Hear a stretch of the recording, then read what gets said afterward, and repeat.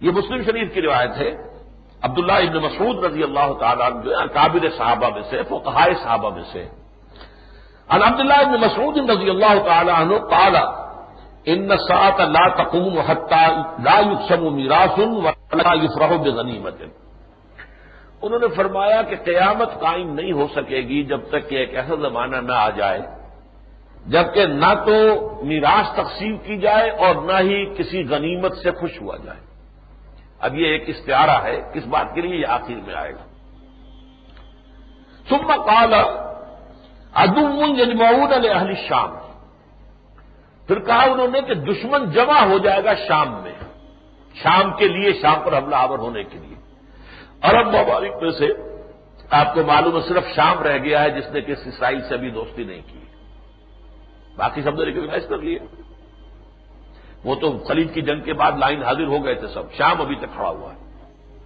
اور اگرچہ اس وقت حکومت وہاں پر ایک بے دین گروہ کی ہے، لیکن گراس روٹس پر وہاں اسلام بہت گہرا ہے، علماء کے اثرات ہیں نیچے، اور وہاں کوئی تبدیلی کسی بتا سکتی ہے. یہ حافظ الاسد کا بیٹا بشار بیٹھا ہوا ہے، لیکن یہ کہ اس کا تختہ الٹنے میں دیر نہیں لگتی. لیکن یہی سب سے بڑا مرکز بنے گا اہل اسلام کا. اور یہ جو بائبل کے اندر جو ہے last book of Bible, New Testament, Revelations of Saint John, جو حضرت مسیح کے ایک تو ہے ہم عصر نبی جان یحییٰ علیہ الصلوۃ والسلام، یہ وہ نہیں ہے. ایک حضرت مسیح کے حواریین میں سے جان ہے، ان کی گاسپل بھی ہے، گاسپل اکارڈنگ ٹو جان. اسی طریقے سے ان کے مکاشفات ہیں، انہیں اللہ نے کچھ چیزیں دکھائی ہیں. آخر میں جو واقعات ہونے والے ہیں، جیسے حضور نے خبریں دی ہیں ایسے ہی ان کو بھی. جیسے ہمارے ہاں شاہ نعمت ملی کی ہیں، آسٹروڈیمس کی ہیں، تو اس طرح کی پیشن گوئیاں جو ہیں وہ حضرت مسیح کے ایک ساتھی حضرت، ان کا نام بھی یحییٰ ہے لیکن وہ نبی یحییٰ نہیں، یہ دوسرے ہیں، ان کی ہے. یہ آخری چیپٹر ہے بائبل کے اندر. اس میں اسے کہا گیا آرمگیڈون، بہت بڑی جنگ ہوگی. اور آرمگیڈون جو ہے یہ ہر مجد بنا ہوا ہے اصل میں عبرانی سے. ہر کہتے ہیں پہاڑی کو، اونچی جگہ کو. اور مگیڈا یہ در حقیقت ایک وادی کا نام ہے. تو مگیڈا وادی، میگیڈو جو ہے عبری لفظ آتا ہے. یہ اسرائیل اور لبنان کے درمیان ایک بہت بڑا وسیع میدان ہے، جس کی داہنی طرف پھر گولان ہائٹس ہیں، جو کہ شام سے انہوں نے ہتھ آئے تھے 1967 کی جنگ میں. اور اب پہلے جو ہے معاہدہ ہوتے ہوتے رہ گیا ہے، جبکہ کلنٹن صاحب ان کے درمیان بھی صلح کرا رہے تھے. تو چونکہ شام نے کہا ہمیں پورا کا پورا علاقہ جو ہے واپس ملنا چاہیے، جو بھی 1967 کی جنگ میں اسرائیل نے ہم سے جیتا تھا، یہ لے لیا تھا، وہ پورا ملے گا تو ہم صلح کریں گے. وہ پورا دینے کو تیار نہیں تھے یہودی، یہ اسرائیلی. انہوں نے کہا لے لو لیکن یہ اتنا حصہ آپ ہرگز نہیں دیں گے.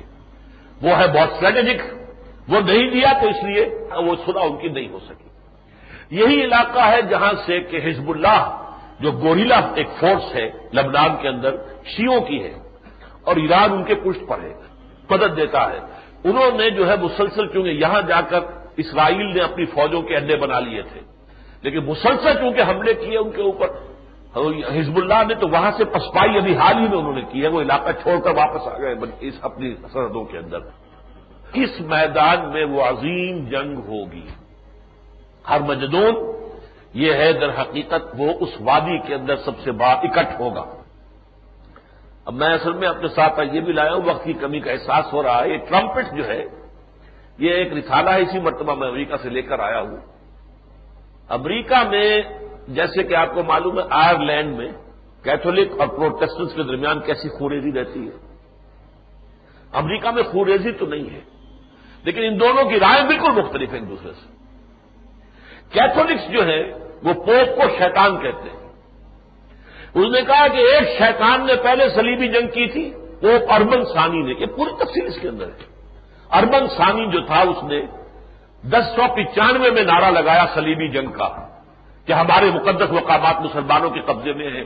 یہ سارا حضرت مسیح کہاں پیدا ہوئے، بیت لحم میں پیدا ہوئے، ساری انہوں نے تبلیغ کہاں کی، یروشلم میں کی، گلیلی میں کی. یہ سارا علاقہ تو ہے، یہ عربوں کے قبضے میں ہمارے پاس ہونا چاہیے. لہذا وہ جو جنگیں چلی ہیں صلیبی جنگیں، جس میں لاکھوں مسلمان مرے گئے، یقیناً حملہ آور بھی مرے ہیں، لیکن بہت بڑی تعداد جو تھی وہ مسلمانوں کی تھی.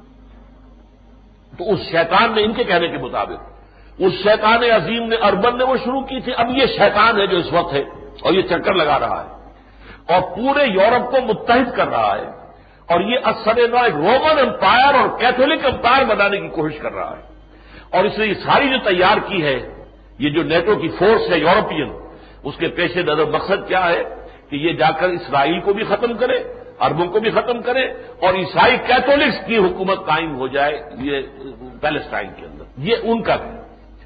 پروٹیسٹنٹ جو ہے امریکہ کے، وہ اسرائیل کے ساتھ ہیں، وہ یہودیوں کا ساتھ دے رہے ہیں۔ ان کا کہنا یہ ہے کہ یہ یہودی جو ہے ان کا ٹیمپل جلد از جلد بننا چاہیے، اس میں تخت داؤد قائم ہو جانا چاہیے، جب تخت داؤد قائم ہوگا تو مسیح نازل ہوں گے، اور ظاہر بات ہے کہ انہیں سب سے بڑی چیز جس کی تمنا ہے وہ حضرت مسیح علیہ السلام کا نزول ہے، وہ بھی وہی عقیدہ ان کا جو ہمارا ہے۔ ہمارا عقیدہ بھی ہے کہ حضرت مسیح زندہ آسمان پر اٹھائے گئے، دوبارہ آئیں گے قریب قیامت۔ ان کا عقیدہ بھی یہ ہے کہ وہ زندہ آسمان پر اٹھا لیے گئے، دوبارہ آئیں گے۔ لیکن ہمارے ان کے درمیان فرق کیا ہے؟ وہ کہتے ہیں کہ حضرت مسیح صلیب پر چڑھے، وہاں ان کا انتقال ہو گیا، لیکن پھر اس کے بعد ریزریکشن ہو گئی، ان کو دوبارہ زندہ کر کے اللہ نے پھر انہیں اٹھا لیا۔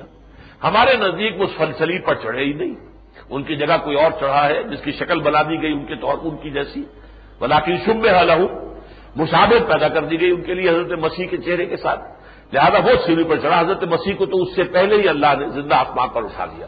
یہ ہے ہمارے اور ان کے عقیدے کے مابین فرق۔ لیکن سیکنڈ کمنگ آف کرائسٹ جو ہے، دوسری مرتبہ حضرت مسیح کا آنا جو یہ متفق علیہ ہے مسلمانوں اور عیسائیوں کے مابین۔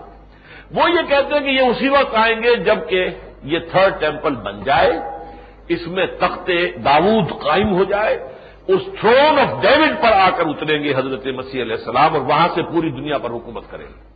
تو گویا کہ ان کا تعلق جو ہے، ان کو کہتے ہیں کرسچن زائنسٹ، یعنی یہودیوں کے اور اسرائیل کے جو سب سے بڑے جو طرفدار ہیں اس وقت امریکہ میں وہ کرسچنز ہیں، پروٹیسٹنٹس ہیں، ایونجلسٹ جن کو کہا جاتا ہے، بڑے بڑے ان میں جو ہے بلی گراہم جیسے جو بڑے بڑے وائس، بڑے بڑے خطیب ہیں۔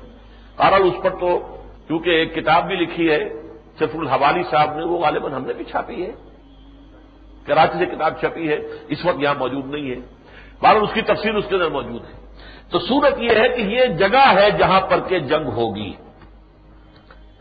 فرمایا یجمع لہم اہل الاسلام عدو یجمعون لاہل الشام، شام پر حملہ کرنے کے لیے جو دشمن ہیں عیسائی وہ جمع ہو جائیں گے، ویجمع لہم اہل الاسلام، اسلام والے لوگ بھی مسلمان بھی ان کا مقابلہ کرنے کے لیے جمع ہو جائیں گے۔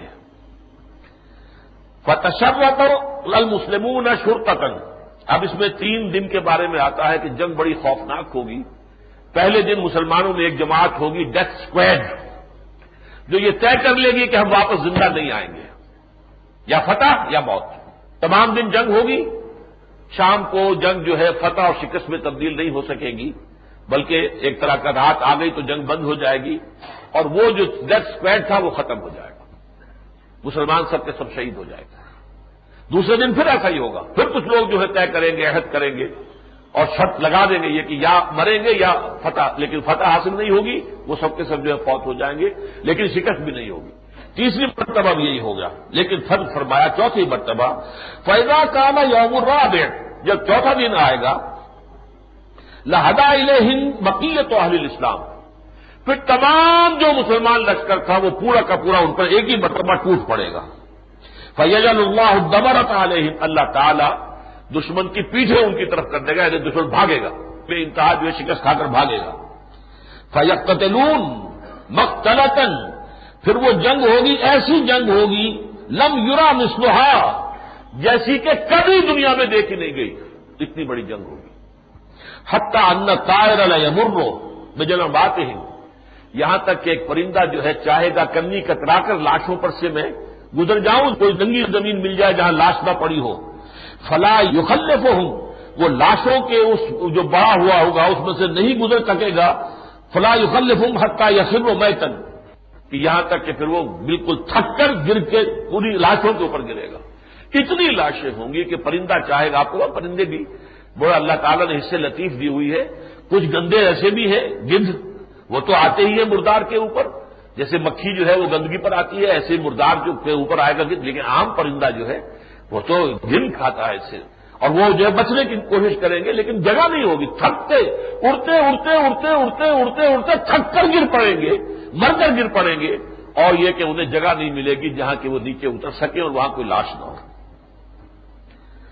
فرمایا فَيُتَعَادُ بَنُو الْأَبْ، اب مسلمان جو ہیں ذرا گنتی کریں گے کہ ہم میں کتنے مر گئے کتنے بچے، تو ایک باپ کے بیٹوں کی جب گنتی ہوگی کانو میتن تو معلوم ہوگا وہ 100 تھے، ہو سکتا ہے دادا کے پوتے شمار ہوتے ہو، یا اربوں میں تو ایک باپ کے بھی 100 بیٹے کو عجیب بات نہیں ہے۔ یہ جو بن لادن صاحب ہیں ان کے بھائی بھی 40-50 ہیں، 60 ہیں شاید، کچھ پتہ نہیں ہے، اور کنگ عبدالعزیز کے بیٹے جو ہیں وہ جن کی حکومت انہی میں چلی آ رہی ہے وہ بھی 40-50 تھے، کوئی پتہ نہیں یہاں پہ کیا مراد ہے۔ فَيُتَعَادُ بَنُو الْأَبْ كَانُوا مِئَةً فَلَا يَجِدُونَهُ بَقِيَ مِنْهَا إِلَّا الرَّجُلُ، وہ دیکھیں گے ان 100 میں سے 99 شہید ہو گئے، صرف ایک بچا۔ فَبِأَيِّ غَنِيمَةٍ يُفْرَحُ، اب آ گئی وہ بات جو شروع میں تھی، اب کیا مال غنیمت سے خوشی حاصل ہوگی؟ جس باپ کے 99 کھیت رہے ایک رہ گیا، وہ مال غنیمت کی کیا خوشی اسے ہوگی؟